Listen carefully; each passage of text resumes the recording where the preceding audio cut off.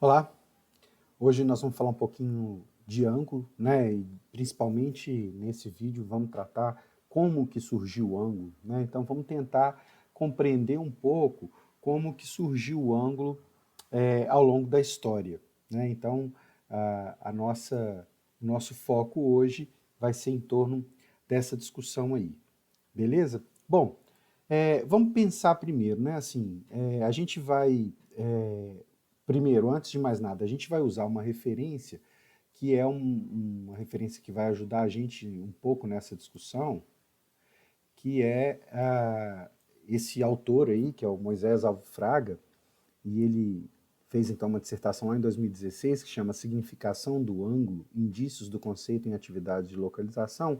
E a gente vai usar um pouco as ideias que ele apresenta lá para a gente fazer essa discussão, tá bom? E aí, antes da gente entrar na discussão específica do que é o ângulo, eu queria então provocar um pouco algumas situações em que a gente vai ver o uso do termo ângulo, né? Então, eu trouxe aqui algumas que inclusive estão presentes lá na dissertação do Moisés. Todo momento eu vou me remeter às discussões que Moisés faz lá, mas vamos ver.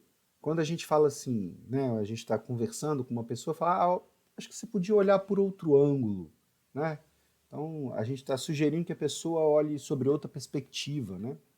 Uma outra coisa é quando o cara que está narrando o jogo diz lá, ele estava sem ângulo para chutar o gol, né? Então, o jogador estava parado numa determinada posição ali e aí o narrador vai dizer que ele não tinha ângulo, né? Ou então, quando ele acerta, né, o gol e acerta num lugar específico, vai dizer se ele chutou no ângulo, na gaveta, né? E o ângulo então é aquele cantinho lá do gol. E ainda quando a gente vai para um show e fala, poxa, meu ângulo de visão não tá bom, né? Quando a gente está meio sem grana e compra aquelas cadeiras laterais no teatro, assim, poxa, meu ângulo de visão não é bom, né? Por isso que ele é mais barato, exatamente, né? Bom, mas esses são alguns dos exemplos que são usados aí no nosso cotidiano, né? E que tem, que usa essa expressão ângulo, só para a gente entender. Mas assim, de certa forma, todas essas ideias, o uso do ângulo aqui, ele está muito próximo do que é o uso de como que a gente usa também na matemática. Bom, vamos ver então como que surge esse ângulo na matemática, né? Deixa eu chegar meu videozinho aqui pro. Vou diminuir aqui, né? Que agora atrapalhou a projeção, né? É, como é que como é que surge a ideia do ângulo então? Bom, quando o homem começa a se estabelecer, né, ele deixa de ser nômade, começa a se estabelecer, ele vai então uma das questões que o provocaram a se estabelecer, primeiro é ter né, um abrigo que seja mais seguro, né, porque ele poderia encontrar um abrigo seguro e por ali ficar, mas tinha um problema, porque se antes ele ia então andando e buscando sua alimentação fixo, ele precisava uma forma de ter alimentação sempre ali por perto. E aí então começa o desenvolvimento, especialmente da agricultura, né, o plantio, e da pecuária, que é o cultivo não, mas a criação de animais, né? Então o processo de domesticação de animais e a criação de animais que pudesse dar carne, leite, né? Dependendo do que se queria, do ovos, né? Dependendo do que se queria dos animais. Então vai surgir basicamente disso. E por quê? Porque o plantio, tanto o plantio quanto a pecuária, né, quanto a criação de animais, ela vai exigir uma compreensão do tempo, especialmente esse tempo ao longo do ano. A gente não planta a qualquer tempo e tem também tempos nos processos de reprodução dos animais. Então, é, é, determinadas plantas elas vão crescer e vão frutificar em determinados períodos, outras plantas em outros períodos. Então era importante conhecer esses períodos para então saber se vai ter ou não vai ter alimento. né? Eu quando que vai ter esse alimento. E aí, então, o homem então busca, né, uma forma de controlar ou de medir o tempo, especialmente, como eu digo, o tempo ao longo do ano aí, e conhecendo as estações, né? E aí, para então medir o tempo e para medir o tempo do ano, ele vai usar basicamente a localização, porque a sua localização vai interferir, mas a sua localização aliada aos movimentos dos corpos celestes. Sol, Lua e a noite, né? Sol durante o dia, basicamente, e à noite, Lua e as constelações. Porque nem sempre também tinha Lua, né? Então as constelações ajudavam nessa observação. Bom, e aí então os homens determinaram, né, uma forma de pensar essa medida seria determinar então 2 meridianos, e aí só para a gente compreender, então esse desenho aqui, essa imagem, ela ajuda a gente um pouco a entender. Então, a sombra mais curta ela vai acontecer exatamente no meio-dia, então a partir da sombra mais curta, e aqui então a gente tem um objeto, né, que está gerando a sombra, essa é a sombra mais curta.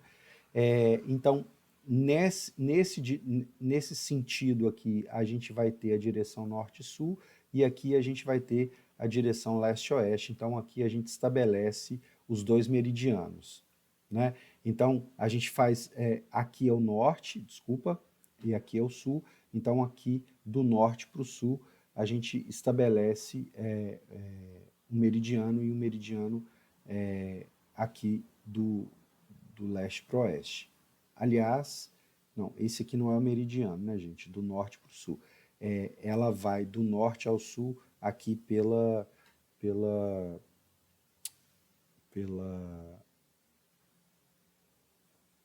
Não, tá certo. Viajei. Desculpa, gente. Então, é aqui mesmo. Então a gente tem um meridiano aqui do norte para o sul dividindo então em duas partes. Beleza? Os meridianos eles são do norte ao sul, né?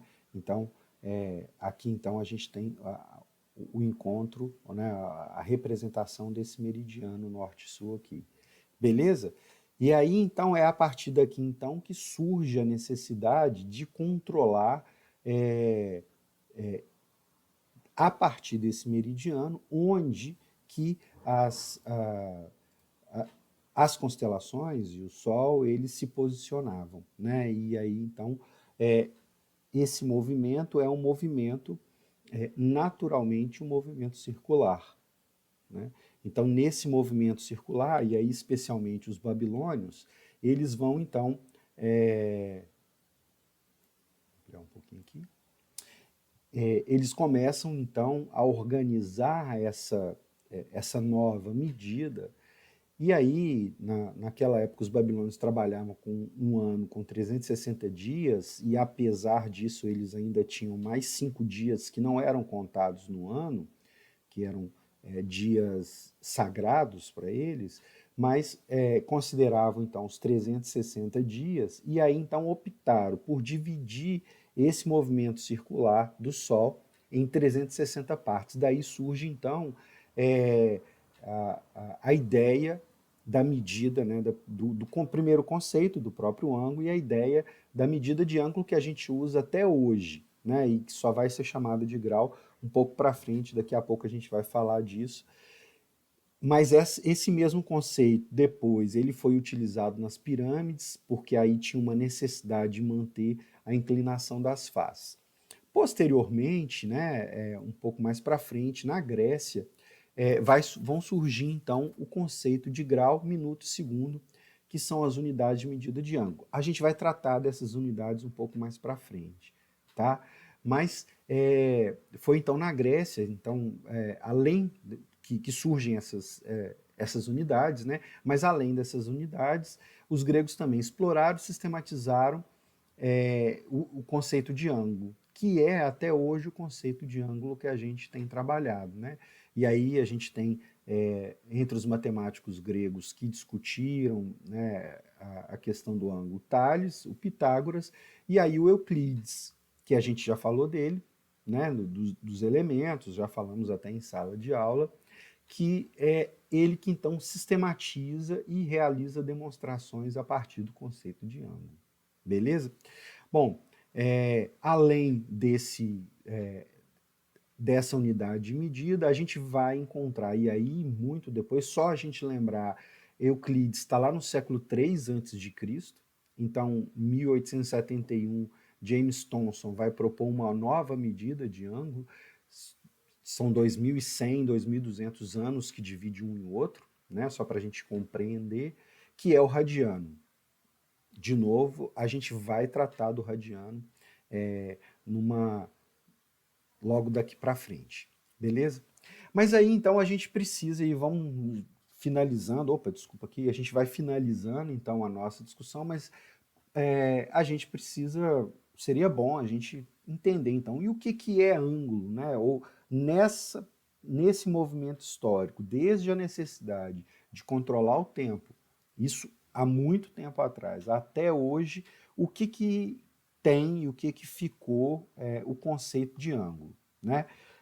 A gente, naquela discussão que a gente já fez sobre o movimento lógico histórico do conceito, a gente já falou um pouco de algumas coisas, e é importante a gente lembrar que o que a gente tem hoje é fruto dessa história, dessa construção, né? Então, não é uma coisa que está ali pronta, não, primeiro que não está pronta, é acabada, porque ela ainda continua evoluindo, e depois que ela tem uma história. Então, a história é um pouco por aí, né? Não vamos aprofundar mais, mas é um pouco por aí. Mas hoje a definição mais usual de ângulo é essa, né? Um ângulo é a união de duas semirretas que têm a mesma origem, mas não estão contidas em uma mesma reta, ou seja, elas não são colineares, né? A gente já viu aí o que são pontos colineares, isso significa que os pontos O, A e B não são colineares. Então a gente vai dizer então que o ângulo AOB, e aí nós vamos usar então o acento circunflexo aqui no B, né, no O, desculpa, para designar, é a união de duas semirretas, a semirreta OA com a semirreta OB.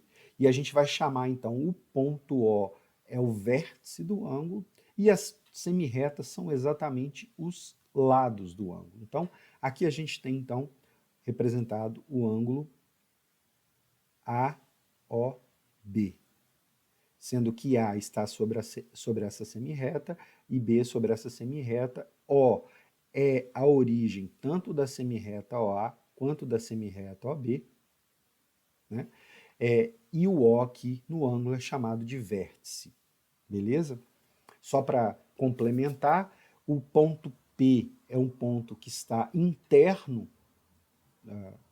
ao meu ângulo, ou no interior, então ele é chamado de ponto interior, e o ponto R aqui, ó, do lado de fora, é o ponto exterior, ou é um ponto que está no exterior do ângulo AOB. Tá bom?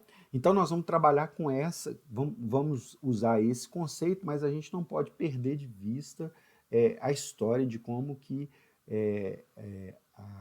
a necessidade humana, né, especialmente a necessidade humana de se estabelecer, de se fixar e, consequentemente, de plantar e de criar animais, gerou a necessidade do controle do tempo, que gerou, então, a criação do que a gente já tem até hoje, essa ideia de ângulo.